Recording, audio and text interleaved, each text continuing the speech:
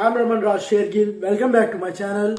आज मैं आया हूँ man search of meaning book के साथ। Man search of meaning book author की पर्सनल लाइफ से रिलेट करती है, जहाँ उन्होंने नाजी कंसंट्रेशन कैंप में 3 साल ऐसी टॉर्चर लाइफ स्पेंड करी है, जहाँ उनकी खुद की वाइफ और माता पिता और भाई की मौत भी हो गई थी और एक के बाद एक उनके साथी भी दम तोड़ने लगे थे। ऑथर विक्टर ने अपनी लाइफ को मतलब ढूंढकर ऐसी लाइफ को बेटर बनाया कि आप लोगों को ज़रूर ये बुक के बारे में जानना चाहिए, जो उन्होंने अपने नाजी कंसंट्रेशन कैंप के दौरान लिखी है। ये बुक इतनी फेमस इसलिए है क्योंकि इसकी कोर फिलॉसफी है कि इंसान को हर टाइम अपनी लाइफ में मीनिंग देना है और देते रहना चाहिए।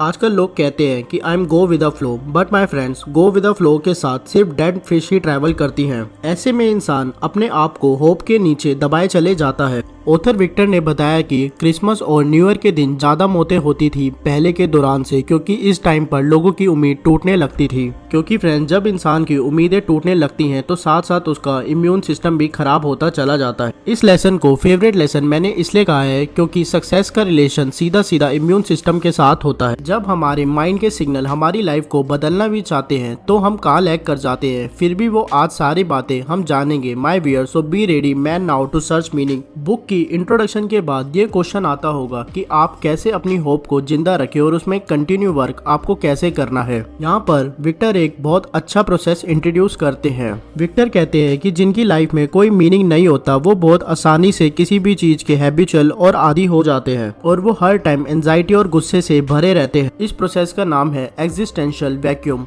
इस कॉन्सेप्ट में ऑथर ने कहा है कि हमारी लाइफ के गोल सिर्फ कंफर्ट जोन में रहना और पैसे से भरी जिंदगी जीना नहीं है। जब हम अपने कंफर्ट जोन में होते हैं और किसी चीज को पाने के लिए खुद से लड़ ही नहीं रहे होते हैं, तब हम खुद से ये क्वेश्चन पूछना चाहिए, why do we living for. पर आपको इस क्वेश्चन का आंसर एकदम से नहीं ढूंढना है, क्योंकि सम टाइम ये बहुत ही डेंजरस क्वेश्चन भी हो सकता है। पर जिन पे इन क्वेश्चन का आंसर नहीं होता है उनकी लाइफ लोनली और खाली पने से बंधी रहती है। इस चीज को ही एग्जिस्टेंशियल वैक्यूम का नाम दिया है। और जो लोग लोनली और खाली पने में और डिसिप्लिन में नहीं रहते हैं उनमें हमेशा ये 3 सिम्टम्स देखने को मिलते हैं। First, addiction. या तो वो किसी चीज से एडिक्टेड होंगे या वो हमेशा डिप्रेशन में रहेंगे। अगर डिप्रेशन में नहीं भी होंगे तो भी वो हमेशा अपने आप को डिप्रेस शो करने लगते होंगे, जो आजकल ट्रेंड भी चल चुका है। And third is anger. Friend, success का रास्ता इम्यून सिस्टम से होता है। अगर हमारा इम्यून सिस्टम कमजोर है तो हमें गुस्सा आएगा। किसी भी ताकतवर इंसान को गुस्सा नहीं आता होगा और एक कमजोर इंसान को हमेशा गुस्सा आया रहता होगा। इसलिए अब हमने एग्जिस्टेंशियल वैक्यूम को बहुत अच्छे से जान लिया है, पर फिर भी हमें इसका ट्रीटमेंट तो नहीं पता है। तो चलिए, ट्रीटमेंट का नाम है लोगोथेरेपी, मतलब ऐसी थेरेपी जो 3 वेज में आपको लाइफ का मीनिंग प्रोवाइड करती है। ये एक थेरेपी हेल्प करती है जो आपको और आपके गोल्स को पर्पस ढूंढने में हेल्प करती है। पर्पस ऑफ लाइफ को कैसे फाइंड करें, इस पर बहुत सारी वीडियोस बनी हुई है। पर माय फ्रेंड्स, ये मेरा वादा है कि जब आप इन 3 वेज को जानेंगे तो आप खुद से अपनी स्ट्रैटेजी बनाएंगे कि कैसे आपको अपना पर्पस फाइंड करते रहना है।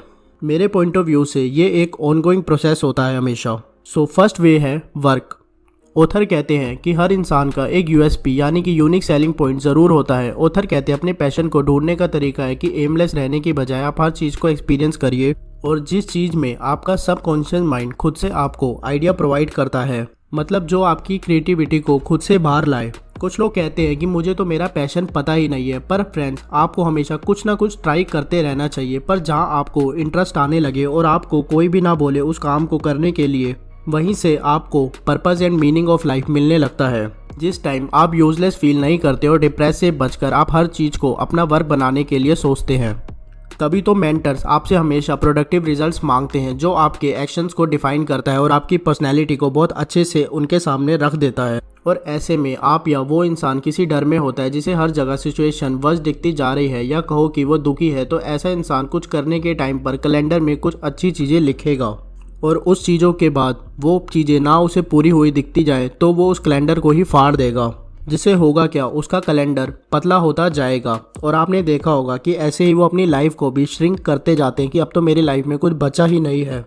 पर जो दूसरा इंसान यहाँ पर प्रॉब्लम को अटैक कर रहा है वो नीट एंड क्लीन कैलेंडर पे लिखना स्टार्ट करता है जिसे मेरी लैंग्वेज में इंस्पिरेशन कहते हैं, ना कि मोटिवेशन। देखने वाली फ्रेंड्स, ये बात है कि इसमें ऐसा क्या हो रहा है जो पेसिमिस्ट इंसान में नहीं हो रहा होता है, क्योंकि अटैकर जैसा इंसान प्राउड फील की वजह से ये जान जाता है कि सारी पॉसिबिलिटीज मेरे अंदर स्टोर है, जिसे वो खुश नहीं होता, पर सफरिंग की सिचुएशन में वो पास्ट को रियलिटी मानकर कंटिन्यू अटैकर बना रहता है। और ऐसे लोग ही डायरी लिखते हैं और एक के बाद एक चीज को डिसिप्लिन में रहकर अचीव करते हैं।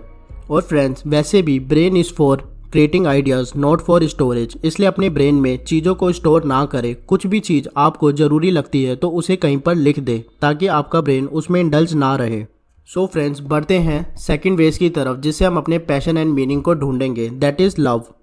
ऑथर विक्टर ने यहाँ पे मूवीज़ वाले लव को डिस्क्राइब नहीं करा है।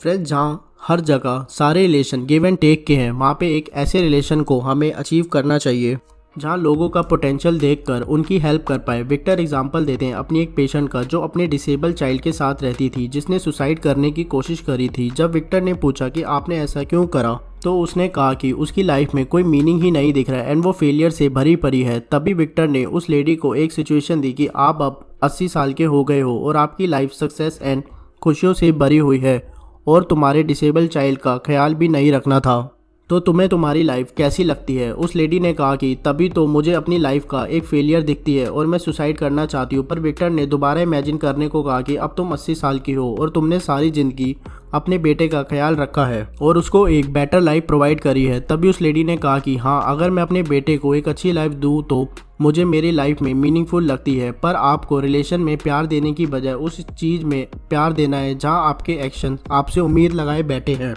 यहाँ पर आपको सेल्फ लव करना है और सफरिंग से बचना है, जो हमारा नेक्स्ट वे है मीनिंग को आइडेंटिफाई करने का। थर्ड वे है सफरिंग। ऑथर विक्टर जब कैंप में थे तो वो परेशानियों के लिए टाइम में अपने एक लेक्चर रूम में समझते थे और अपने सारे स्टूडेंट से लेसन शेयर करते थे, जिससे वो अपनी लाइफ में एक मीनिंग दे पाते थे, क्योंकि वो वही करते थे जो उनका पैशन था और उनकी सफरिंग मीनिंग से भर जाती थी।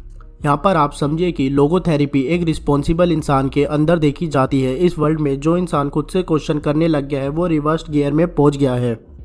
यहाँ पर एक पॉजिटिव लाइन है, क्योंकि यहाँ पर उसकी लाइफ हमेशा एक चैलेंजिंग लाइफ में कन्वर्ट हो चुकी है।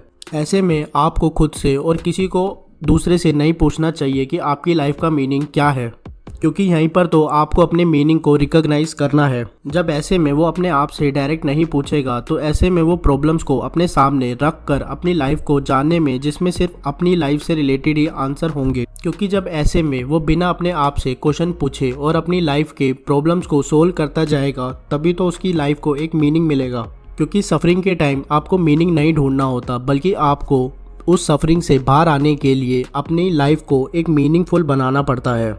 यहाँ ऑथर बहुत अच्छा क्योट कहते हैं कि हमारी हैप्पीनेस कभी भी फॉलो नहीं होती किसी चीज़ से, क्योंकि वो हमेशा एक तरह के रिजल्ट पे डिपेंड है, जो कि सिर्फ आपको और आपको सर्च करना है, जिसे हम लोग मीनिंग कहते हैं। So happiness can not be pursue, it must इंस्यू।